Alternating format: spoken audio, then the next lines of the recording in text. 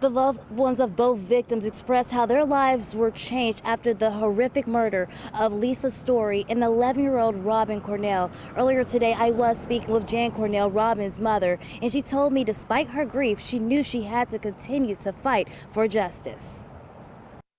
In their case, I felt like I needed to be their voice, and I wasn't going to let either one of them down. Broken is how Jan Cornell, the mother of Robin Cornell, tells me she has felt for the past 33 years after walking into her Cape Coral home and finding her daughter and friend, 32-year-old Lisa Story, brutally raped and murdered back in 1990.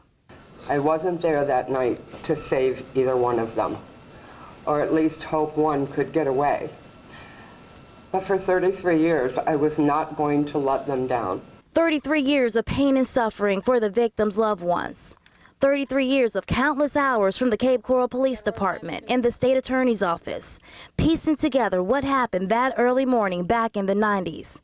But now, 33 years later, for Joseph Zieler, the man behind that horrific double murder. Therefore, the court concludes that under the laws of the state of Florida, the defendant has forfeited his right to live. To see 33 years later, this justice served, I felt chills in the courtroom today. State Attorney Amira Fox took the case personally because she worked the case for decades when she first became a prosecutor and says justice is served. As for Jan, she tells me even in the darkest times, she will always remember. You have to recover. You have to move on.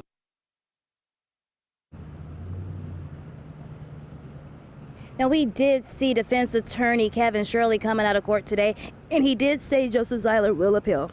Live from the Lee County Courthouse, Brianna Bradley, Fox 4.